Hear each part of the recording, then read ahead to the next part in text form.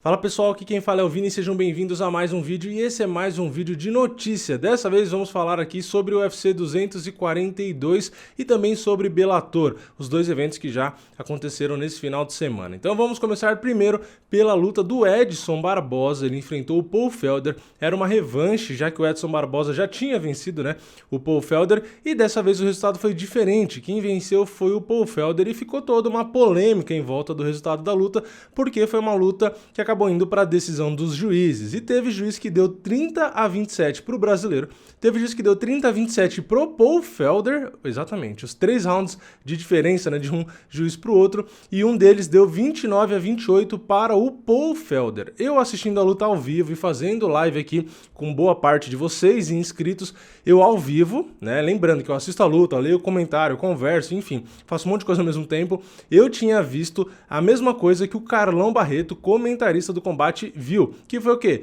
29-28 para o Paul Felder, que foi a visão de um dos juízes, Eu concordei com essa visão e concordaria até com o 29-28 para o Edson Barbosa. Para mim, os dois cenários prováveis, agora que eu reassisti a luta, inclusive antes de gravar esse vídeo, eu pus aqui a luta, reassisti, pausei, voltei, voltei, enfim, reassisti mais no detalhe e eu consigo enxergar dois cenários possíveis, 29-28 para o Paul Felder ou 29-28 para o Edson Barbosa. Inclusive, é muito difícil eu aqui bater o martelo. Essa luta é mais ou menos, na minha opinião, como a do Borrachinha com o Romero. É uma luta muito complicada de pontuar, porque entra ali a subjetividade do round. Por exemplo, para mim, como eu disse, ficou claro o primeiro round pro Edson Barbosa e o último pro Paul Felder. Então a discussão toda fica no segundo round. E o que aconteceu no segundo round?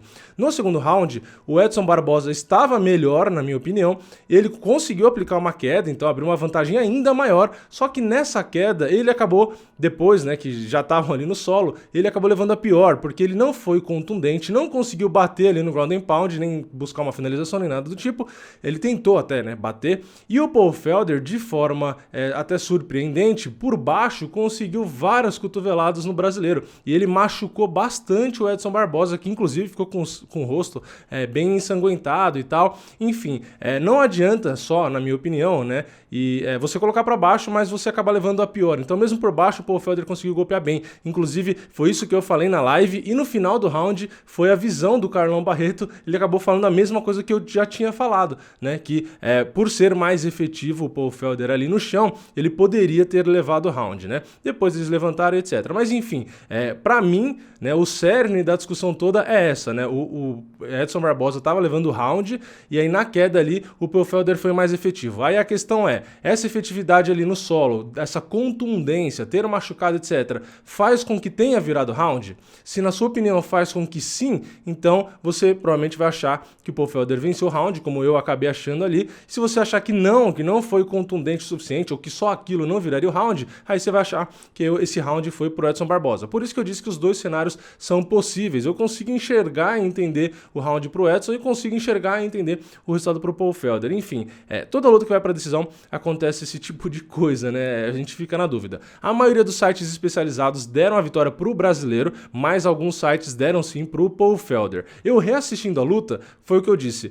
Eu consigo sim ainda enxergar a minha primeira opinião da vitória do Paul Felder, mas eu consigo enxergar também a vitória do Edson Barbosa. O que eu não enxergo de forma alguma é 30-27 para o Edson Barbosa, porque o terceiro round para mim foi relativamente claro para o Paul Felder, e não enxergo 30-27 para o Paul Felder, porque o primeiro round também não foi tão difícil de ver a vitória do Edson Barbosa. Então, assim, dois juízes ali realmente estavam meio doidos da cabeça, Mas, enfim, vamos aí falar sobre a notícia que é sobre esse assunto. Eu quis primeiro contextualizar tudo, porque na notícia aqui temos, claro, ressaltando um resultado polêmico e está escrito que a derrota do Edson Barbosa será contestada pela equipe do brasileiro. Então temos aqui algumas declarações, uma delas do empresário do Edson Barbosa, o Alex Davis. Ele disse o seguinte: a nossa reação foi de espanto, até o Felder teve a mesma reação, já sentamos e revimos o combate e não tem como ele ter perdido essa luta. O Edson venceu o primeiro e o segundo round, foram todos muito disputados, mas nítidos.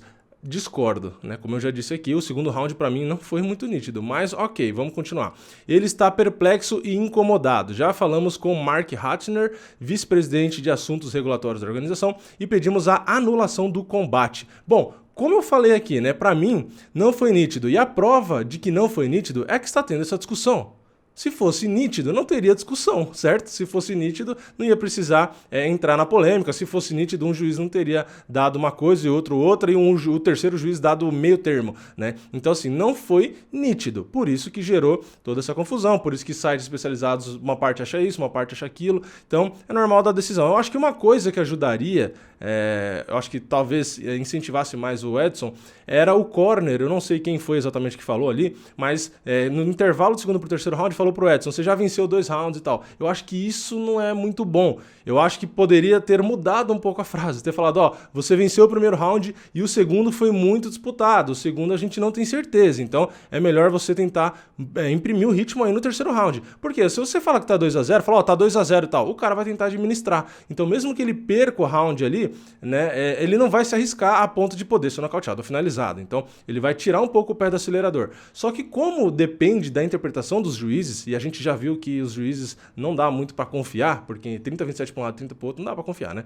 Então é melhor ser mais cauteloso. Falar, ó, o primeiro round provavelmente você venceu, o segundo não dá para saber. Então é melhor não arriscar, vai para o terceiro e tenta vencer. Eu acho que seria mais prudente, né? Mas enfim, aí continua, claro, tem mais uma declaração aqui também falando sobre esse resultado, porque ele disse, né, que realmente não dá para entender um 30-27 para um lado e para o outro, que foi a mesma coisa que eu falei. Mas enfim, eu concordo, né, que essa luta precisaria ter uma atenção especial, precisa, na verdade, não precisaria, né? Essa luta precisa ter uma atenção especial, porque não só essa luta, mas como outras recentemente que vem acabando terminando ali na decisão, né? Que a gente fica nessa dúvida. E aí, né? Quem ganhou? Né? Não só essa, teve, como eu disse, a do Romero com Borrachinha, teve também Marreta e John Jones, então muitas lutas vêm para decisão e os juízes meio que, às vezes, parece que, sei lá, tá vendo outra luta, né? Porque tem resultado que mesmo eu e muitos inscritos aqui que são amadores, por exemplo, que a gente não consegue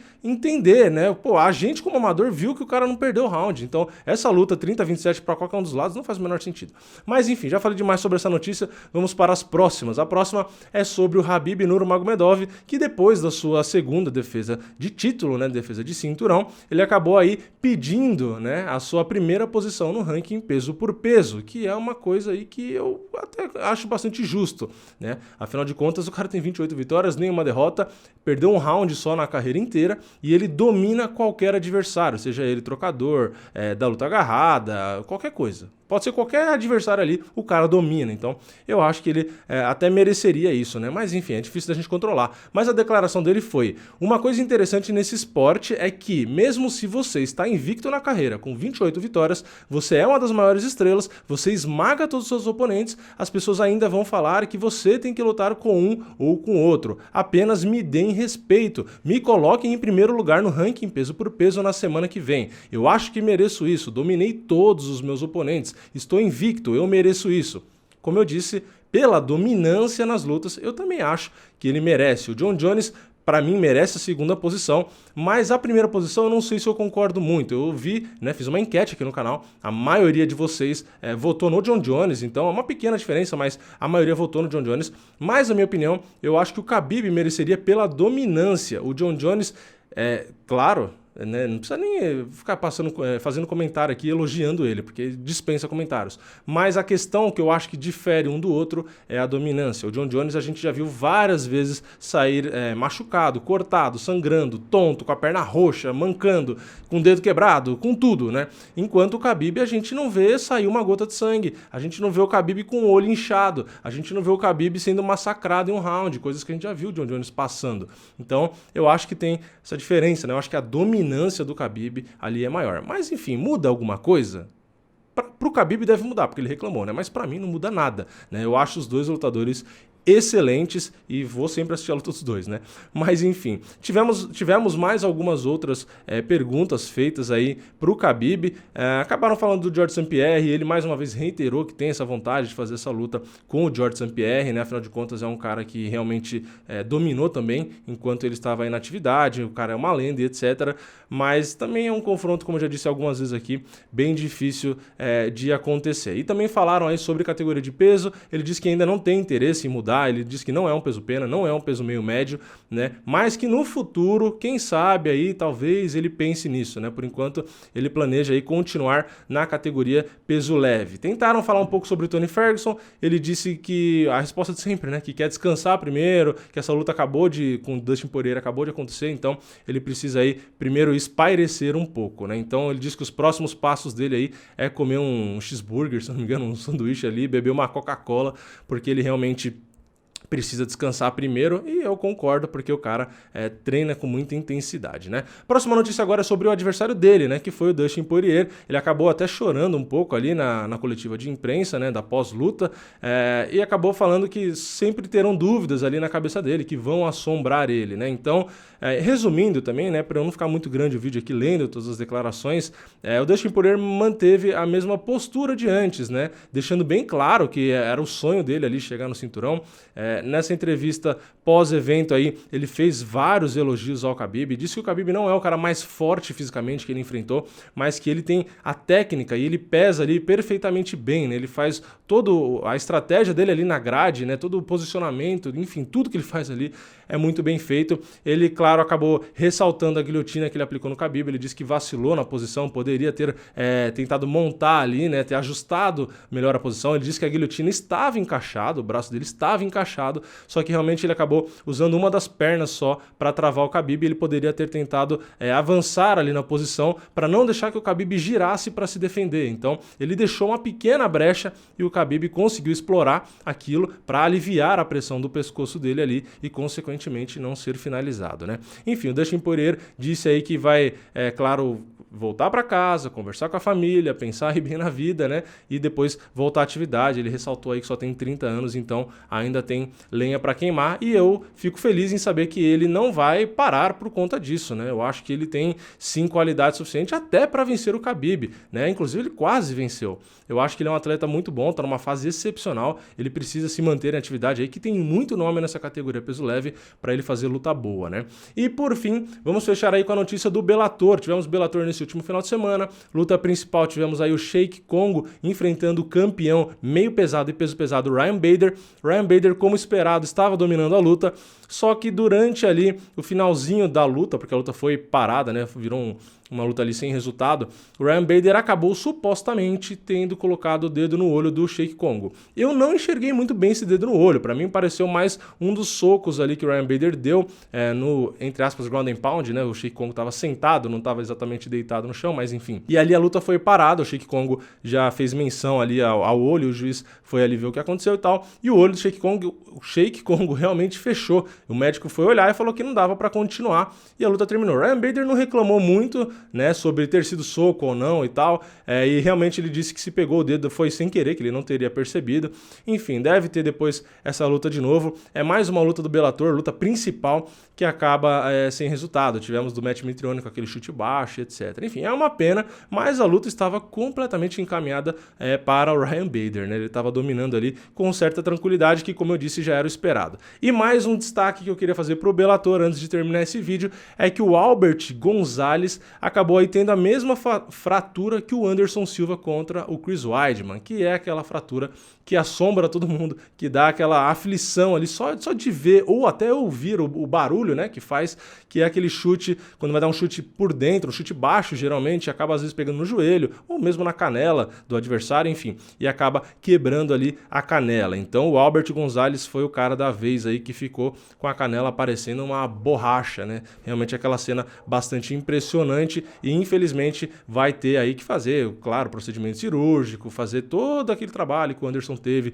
de reabilitação até poder voltar a trabalhar, né, a efetivamente treinar e poder lutar. Enfim, é uma pena, mas acidentes acontecem, né? Enfim, essas são as notícias, os destaques aí que eu queria trazer para vocês. Comenta aí embaixo sobre qualquer uma delas, qualquer coisa que você quiser comentar, pode comentar aí embaixo, fica tranquilo, deixa o seu like, que é muito importante, se inscreve, ativa o sininho para não perder nenhum vídeo novo, beleza? E já teve vídeo novo postado hoje, vai aparecer no final para vocês verem, que é sobre os salários do UFC 242. Então, clica aí para assistir também, beleza? Eu vejo vocês na próxima, é nóis, valeu, falou!